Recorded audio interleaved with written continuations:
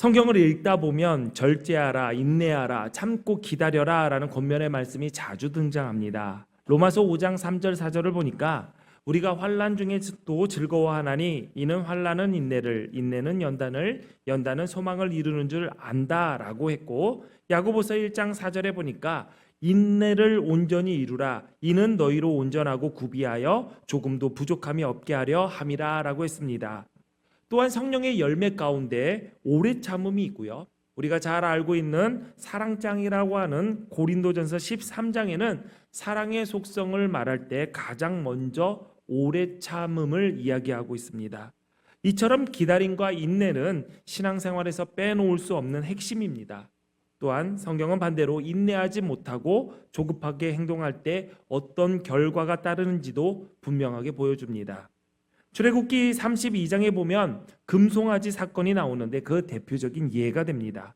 모세가 시내산에 올라서 하나님의 율법을 받는 동안 시내산 아래에서 백성들이 아무리 모세가 내려오기를 기다려도 내려오지 않자 더는 참지 못하고 금송아지를 만듭니다. 그리고 그것을 하나님이라고 부르며 그 앞에 예배하고 섬겼죠.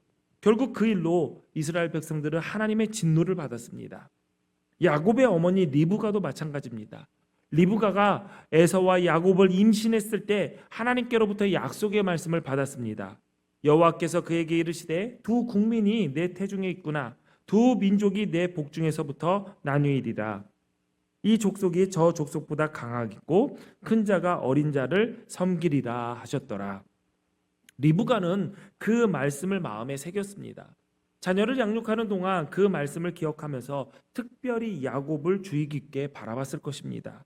그런데 어느 날 이삭이 야곱이 아닌 에서에게 축복의 기도를 하려고 하자 리브가는 하나님의 약속이 이루어지면 뭔가 틀어졌다라고 생각했던 것 같습니다. 그래서 아버지 이삭을 속이는 일을 꾸미게 됩니다. 야곱이 형 에서가 받을 축복의 기도를 가로채서 받게 만든 것입니다. 모든 일은 리브가의 계획대로 되어서 야곱이 아버지 이삭을 속여서 축복의 기도를 받게 됩니다. 그러나 리브가가 하나님의 약속의 말씀을 이루어지기를 기다리지 못하고 자신의 계획과 방법으로 일하려고 한 대가는 결코 작지 않았습니다. 리브가는 사랑하는 아들 야곱과 헤어져야 했고 죽을 때까지 다시 야곱을 만나지 못했습니다. 야곱 역시 고향을 떠나서 친척 집으로 도망쳐 오랜 세월 고생길을 걸어야 했습니다. 훗날 그는 결혼도 하고 자녀도 많이 낳았고 하나님께서 복 주심으로 재산도 많이 늘었습니다. 그리고 고향으로 돌아왔습니다. 그러나 형 에서와의 관계는 완전하게 회복되지는 못했습니다. 에서가 야곱을 용서해 주어서 두 사이에 앙금을 풀고 화해는 했지만 두 사람은 이전처럼 가까운 관계, 형과 동생의 관계로 돌아가 함께 살지는 못했습니다. 야곱은 늘 에서의 눈치를 봐야 했고 멀리 떨어져서 에서를 피하는 게 성경에 보여집니다. 그들이 다시 만났을 때는 아버지 이삭이 죽어서 장사할 때 다시 만나고 또 다시 헤어졌습니다.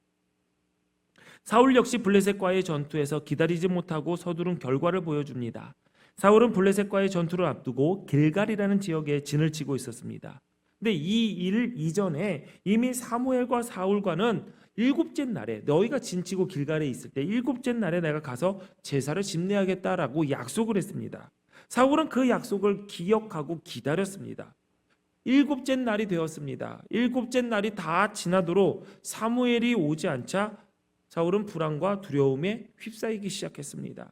백성이 흩어지는 것 같고 상황은 점점 더 긴박해서 당장 전투가 시작될 것만 같았습니다. 그러나 제사는 하나님께서 정하신 선지자이자 제사장만이 드릴 수 있는 거룩한 예식이었기 때문에 사울이 아무리 상황이 급박한다 할지라도 제사를 사울이 드릴 수는 없었던 것이죠. 그러나 사울은 사무엘을 기다리지 못하고 결국 스스로 번제를 드리고 말았습니다. 제사가 막 마치자마자 바로 사무엘이 도착을 했죠. 사울이 기다리지 못한 시간은 긴 시간이 아니었습니다. 조금만 더 기다려도 됐습니다. 그리고 약속했던 7일 안에 사무엘이 도착했습니다. 늦은 것이 아니었어요. 그러나 사울은 이를 책망하는 사무엘에게 변명하듯이 부득이해서 그랬다. 백성이 흩어졌다. 상황은 긴박해서 전투가 곧 치러질 것 같은데 하나님께 제사하지 못하고 하나님의 보호하심과 인도하심에 약속을 받지 못하고 어떻게 우리가 전투에 나갈 수 있겠느냐? 우리는 전투에 나가기 위해서 급하게 제사를 드렸을 뿐이다 라고 말을 합니다. 사울이 스스로 제사를 드림으로써 이스라엘 백성들은 두려움을 이겨내고 흩어지지 않았습니다. 각자의 자리를 지켰고 전쟁에서도 승리하는 등 겉으로 보기에는 상황을 잘 해결한 것 같이 보입니다. 그러나 사울의 이 선택의 결과는 왕위 상실과 나라의 혼란이라는 비극의 시작이 되었습니다. 모든 비극은 기다리지 못했기 때문에 일어난 일들이었죠. 여러분, 마시멜로 실험이라고 들어보셨어요? 마시멜로 실험? 하버드대 심리학자 월터 미셸이 진행한 실험입니다. 아이들에게 한 개의 마시멜로를 주고 지금 받은 마시멜로 바로 먹을 수 있지만 안 먹고 15분 기다리면 내가 한 개 더 줄게 라고 말을 합니다. 이 실험의 핵심은 즉각적인 만족을 포기하고 약속된 미래의 보상을 기다릴 수 있는 능력을 관찰을 하는 거죠. 이 실험은 성인들을 대상으로도 진행되었습니다. 참가자들에게 마시멜로를 주면은 어떻게 될까요? 성인들은 다 안 먹죠. 이게 당이 얼만데 하면서 살찌는데 안 먹을 거예요. 예. 그래서 바꿨습니다. 지금 $10를 받을래요? 아니면 일주일 후에 내가 $20를 드릴 수 있는데 $20를 받을래요? 물어보겠습니다. 여러분이 예배를 마치고 길을 가는데 갑자기 어떤 사람이 딱 웃으면서 실험 때문에 그러는데요. 제가 5만 원을 지금 드릴게요. 그런데 지금 5만 원을 안 받고 일주일 후에 이 시간에 다시 오시면은 제가 10만 원을 드리겠습니다. 자, 여러분이 예배를 마치고 나가는데 이런 일이 있다고 가정해 봅시다. 나는 5만 원을 받겠다. 생각해봐. 아니다. 나는 일주일 후에 10만 원을 받겠다. 일주일 후에? 근데 그 사람이 누군 줄 알고요? 지나가는 아저씨예요. 동네 아저씨. 다시 한번 들어. 동네 아저씨 그냥 본 적 없어요. 얼굴도 이상해. 사기꾼처럼 생겼어. 그렇다고 쳐요. 자, 나 5만 원 받고 갔다. 아니다. 동네 아저씨라도 사기꾼같이 생겨도 나 10만 원. 일주일 후에 10만 원. 생각보다 많네요. 누군 줄 알고? 네. 사기꾼이었습니다. 반대로 한번 해볼게요. 제가 여러분들에게 얘기합니다. 제가 여러분 예배 마치고 나가실 때 5만 원을 드리겠습니다. 근데 오늘 안 받고 다음 주에 오시면은 제가 10만 원을 드리겠습니다. 나 이번 주에 5만 원 받고 가겠다. 손 들어보세요. 진짜 아니다. 나 10만 원 받을 거다. 자, 내려보세요. 나 지나가는 그 사기꾼처럼 생긴 아저씨한테 다음 주에 10만 원 받을 거다. 네. 아니다. 난 목사님한테 10만 원 받을 거다. 뭔 차이예요? 여러분, 이 실험의 목적은 인내심의 문제가 아니었어요. 신뢰라는 거예요. 기다림은 신뢰와 어떤 연관이 있는가를 알아보는 실험이었습니다. 아이들이 마시멜로를 먹지 않고 참을 수 있었던 이유는 단 하나입니다. 실험자가 정말로 돌아와서 두 번째 마시멜로를 줄 것이라는 믿음이 있는 아이들은 기다렸죠. 믿음이 없으면 기다릴 이유가 없습니다. 만약 정말 줄까? 약속은 그냥 말뿐만이 아닐까라는 그러한 불신이 생기면 즉시 그 사람은 눈앞의 유혹에 무너지게 됩니다. 하나님께서 주신 약속을 신뢰하지 못해서 결정하는 인간의 판단과 서두름은 반드시 문제를 가져오게 되어 있습니다. 출애굽기의 금송아지 사건, 야곱과 리브가의 이야기, 사울의 제사 사건, 이들의 공통점은 하나님을 믿지 못했던 것입니다. 그래서 그 결과 하나님의 약속을 내가 이루겠다고 나섰고 그 문제를 일으켰던 것이죠. 오늘 본문의 아브라함과 사라도 바로 그 시험 앞에 선 것입니다. 하나님께서 분명히 내 후손이 하늘의 별처럼 많게 하리라 라고 약속하셨지만 그 약속이 언제 이루어질 것이다, 어떻게 이루어질 것이다 말씀하시지 않았습니다. 불안해하는 아브라함에게 하나님은 짐승을 쪼개고 그 사이를 지나가면서 자신의 존재를 걸고 이 약속은 내가 반드시 지키겠다라고 확증해 주셨습니다. 그러나 인간은 그 약속을 믿으면서도 기다리지 못했던 것이죠. 여전히 아브라함에게는 아직 아이가 없었습니다.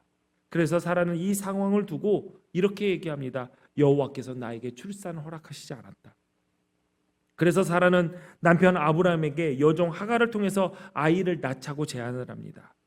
아브라함은 사라의 제안에 동의해서 하갈과 동침합니다. 하갈은 임신했고 모든 것이 계획대로 진행되는 듯 했습니다. 그러나 본문 4절에 보면 이 상황이 문제가 있음을 보여줍니다. 아브라함이 하갈과 동침하였더니 하갈이 임신함에 그가 자기의 임신함을 알고 그의 여주인을 멸시한지라. 이 기다리지 못하고 내린 결정은 곧 위기를 초래했습니다. 갈등과 질투가 생겼고 가정의 평화가 깨어졌습니다. 무엇이 잘못된 것일까요? 그들은 믿음을 붙들고 기다리기보다는 약속이 이루어지는 시점을 지금으로 끌어당기고 싶었던 것입니다. 지금보다 더 늦어지면 안 된다. 충분히 그런 생각을 가질 수는 있었습니다. 아브라함의 나이가 적지 않았고 느긋하게 기다리고 있다가는 그나마 좁게 열린 모든 가능성이 다 닫힐 판이었습니다. 시기를 자기의 판단대로 정한 그들은 이어서 하나님의 뜻을 이루는 데도 자신의 방법을 사용하라고 했습니다. 하나님께서 어떻게 하실지 모르니 이제 우리의 방법대로 해야겠다. 어쩌면 그들은 가만히 앉아서 입만 벌리면서 떨어지는 감을 기다리기보다는 무언가 방법을 찾아서 움직이는 것이 하나님 앞에서도 더 신실하게 합당하게 보일 수 있을 것이다. 그것이 더 약속을 붙드는 나의 절박감을 하나님께 보여주는 믿음의 태도일 수도 있다라고 생각했을지 모릅니다. 그러나 하나님의 약속이 지금 이루어져야 한다라는 조급함은 결국 하나님보다 자신을 더 신뢰하는 교만입니다. 히브리서 10장 36절에 너희에게 인내가 필요함은 너희가 하나님의 뜻을 행한 후에 약속하신 것을 받기 위함이라 라고 했습니다. 아브라함과 사라의 기다림은 그저 자식을 얻기 위함이 아니라 하나님의 계획과 역사를 기다리는 준비의 시간이었습니다. 사라의 서두름에는 단지 조급함만 있었던 것이 아니었습니다. 그들은 하나님의 시간을 앞당기기 위해서 잘못된 방법을 선택하게 됩니다. 에레미야 17장 9절에 보니까 만물보다 거짓되고 심히 부패한 것은 마음이라 라고 했습니다. 사람의 마음이 만물보다 거짓되고 부패한다라고 얘기하고 있습니다. 아브라함과 사라가 하나님의 약속을 간절히 사모했다라는 사실까지는 의심할 필요가 없습니다. 그들이 절박하게 하나님의 약속이 이루어지는 것을 기다렸을 것입니다. 그러나 하나님을 뒤로 제쳐두고 나의 생각과 나의 방법을 앞세우면 인간의 마음속의 악함과 연약함은 여실히 드러납니다. 이것이 바로 우리의 불신이 만든 결과이죠. 사라는 여종 하갈을 한 인격체로 존중하지 않았습니다. 단지 자신의 목적을 이루기 위한 수단으로 여겼죠. 그 시대가 계급사회였고 종은 주인의 명령을 따라야 한다는 현실을 고려하더라도 사라의 태도는 분명히 존중이 결여된 행동이었어요. 더 중요한 것은, 충격적인 것은 아브라함 역시 사라와 똑같았다라는 것입니다. 사라가 하갈로 인해서 화가 나서 남편에게 불평을 합니다. 그러자 아브라함이 이렇게 대답을 하죠. 아브라함이 사라에게 이르되 내 여종은 내 수중에 있으니 내 눈에 좋을 대로 그에게 행하라 하며 사라가 하갈을 학대하였더니 하갈이 사라 앞에서 도망하였더라. 종인이 주인이 내 마음대로 하면 될 것을 별것도 아닌 문제로 왜 골머리를 썩냐는 거죠. 결국 사라는 하갈을 학대했고 하갈은 도망쳤습니다. 이 사건은 단순한 가정사가 아닙니다. 하나님의 약속을 기다리지 못하고 자신의 방법으로 해결하려고 했던 선택에서 비롯된 영적인 결과였던 것이죠. 질서가 무너지면 뒤에 이어지는 모든 것이 혼잡해지고 하나가 잘못되면 연달아 잘못이 이어지기 마련입니다. 아브라함과 사라가 하나님의 약속을 기다리지 못하고 세우신 질서를 무시한 채 스스로 해결하려고 했습니다. 즉 하나님의 때와 하나님의 방법을 인정하지 않았습니다. 하갈을 통해서 아이를 얻으려는 자신의 계획을 하나님의 뜻보다 앞세웠던 것이죠. 어쩌면 이 행동은 하나님의 큰 계획 중에서 아주 작은 부분이라고 할 수 있을 것입니다. 그냥 하나님께서 안 주시겠다라고 했던 자식을 얻으려고 했던 것도 아니고 하나님의 약속을 믿고 하는 그 약속을 이루어지기를 바라는 마음에 했던 하나의 작은 행동이라고 볼 수 있었죠. 그런데 이런 잘못된 행동으로 인해 하나님께서 아브라함에게 주신 첫 번째 복의 약속마저 흔들리기 시작했습니다. 그들은 복의 통로로 부름받았습니다. 하나님의 선택을 받았습니다. 그러나 그들의 집안에는 오히려 불화와 고통이 생기게 되었습니다. 하나님께서 모든 사람이 아브라함을 통해서 복을 얻게 될 것이라고 약속하셨습니다. 하지만 정작 아브라함의 집에서 같이 먹고 사는 종인 하갈은 예외였죠. 학대를 당했고 그 고통을 이기지 못해 도망치는 일이 벌어졌던 것입니다. 무슨 모든 민족입니까? 내 수중에 있는 내가 책임지고 있는 종에게도 복된 주인이 되지 못하는데 무슨 모든 민족의 주인이 되겠습니까? 어떻게 이런 사람을 복의 근원이라고 말할 수 있으며 모든 민족이 이들을 통해서 복을 얻는다라고 말할 수 있겠습니까? 하나님의 질서를 무시한 선택이 얼마나 큰 결과를 가져오는지 우리는 아브라함의 가정을 통해서 뚜렷하게 볼 수 있게 됩니다. 이 사건은 단지 아브라함의 가정만의 일이 아닙니다. 아브라함의 복의 약속은 오늘 우리에게도 동일하게 주어졌습니다. 갈라디아서 3장 14절 말씀 우리 함께 읽습니다. 시작. 이는 그리스도 예수 안에서 아브라함의 복이 이방인에게 미치게 하고 또 우리로 하여금 믿음으로 말미암아 성령의 약속을 받게 하려 함이라. 아멘. 아멘. 아브라함의 복이 이방인에게 미치게 하고 믿음으로 성령의 약속을 우리 또한 받는다라고 했습니다.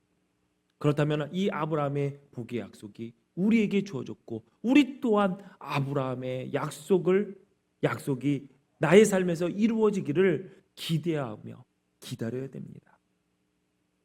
그렇다면 이 기다리는 과정 중에서 혹시 우리도 아브라함과 사라와 같은 실수를 잘못을 범하지 않았는가 돌아봐야 되죠.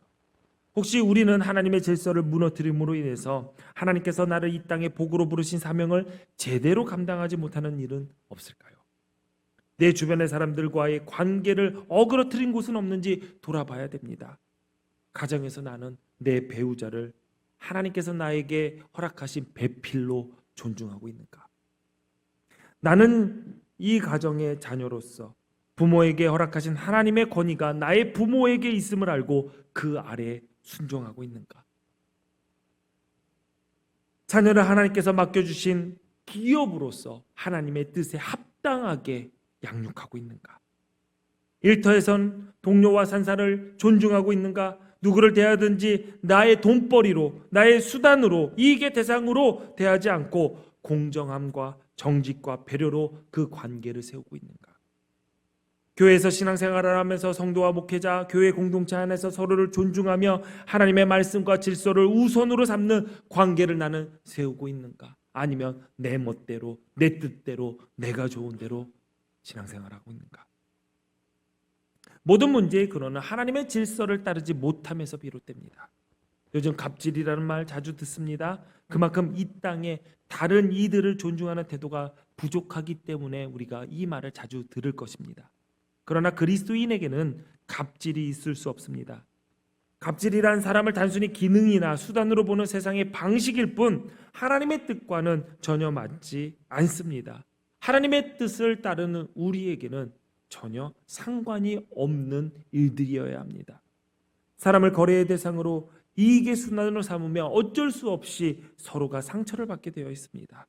그러나 하나님께서는 한 사람 한 사람을 천하보다 귀하게 여기십니다. 그러므로 우리는 서로 존중할 수 있어야 됩니다. 예수 믿는 사람들이 살아가는 삶의 자리에는 갑질과 무례함은 발붙일 틈이 없어야 합니다. 아브라함과 사라의 서두름에서 드러난 또 하나의 실수는 세상의 흐름에 휩쓸린 것입니다. 로마서 12장 2절에 너희는 이 세대를 본받지 말고 오직 마음을 새롭게 함으로 변화를 받아 하나님의 선하시고 기뻐하시고 온전하신 뜻이 무엇인지 분별하도록 하라라고 했습니다. 하나님의 뜻을 분별하려면 세상의 흐름에 속하지 않아야 됩니다.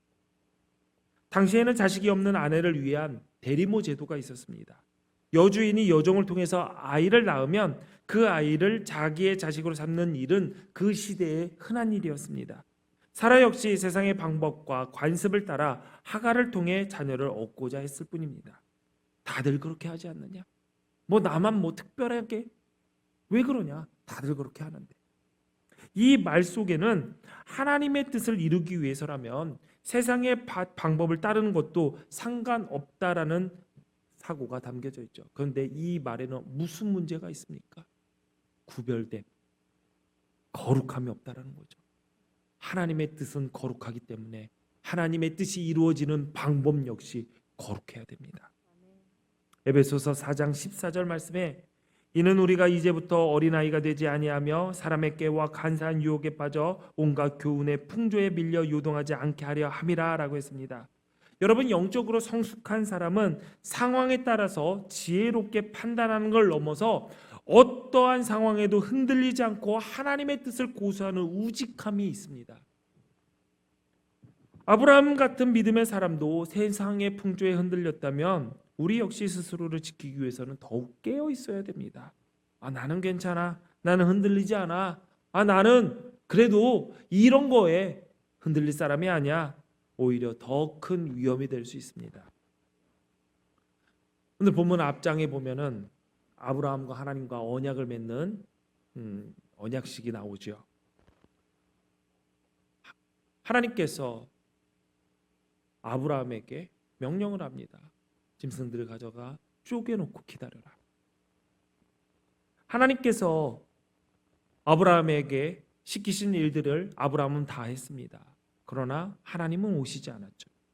아브라함은 하나님을 기다립니다. 그런데 기다리는 하나님은 오지 않고 솔개가 나타나서 짐승의 사체를 쪼아 먹으려고 합니다. 우리의 기다림 속에서도 이런 솔개의 방해가 찾아옵니다.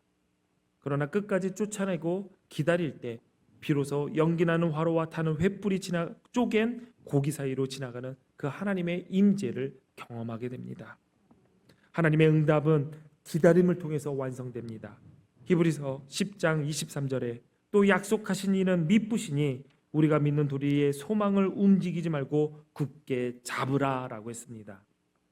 하나님의 약속이 지금 이루어지지 않는다고 해서 사라지는 약속이 아닙니다. 하나님은 그 약속을 하나님의 때에 하나님의 방법으로 반드시 이루십니다.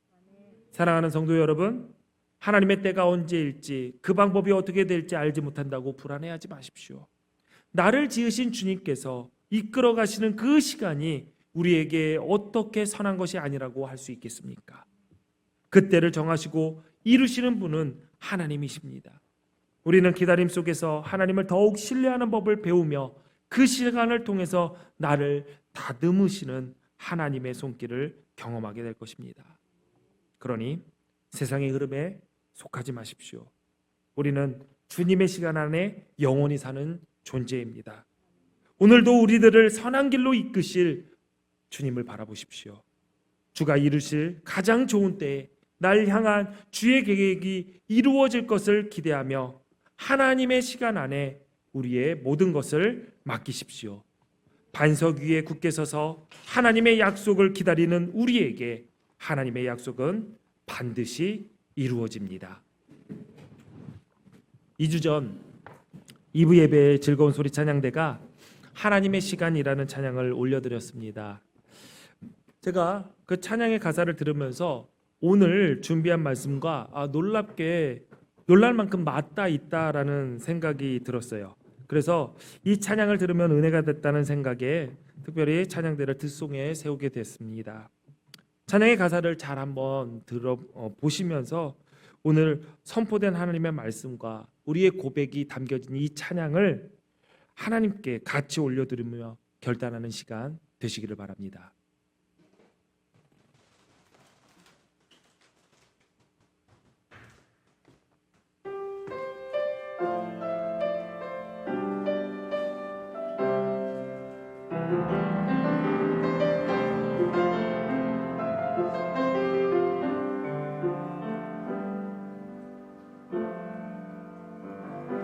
그때가 언제인지 알 수 없고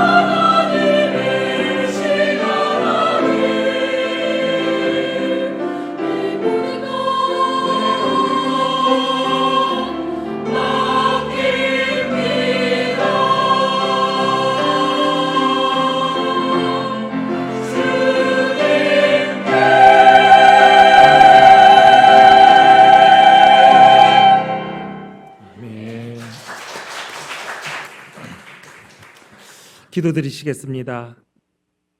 주님, 저희는 때로 아브라함과 사라처럼 조급함과 두려움 속에서 스스로 해결하려고 하고 하나님보다 자신의 방법을 앞세우며 길을 재단하곤 했습니다.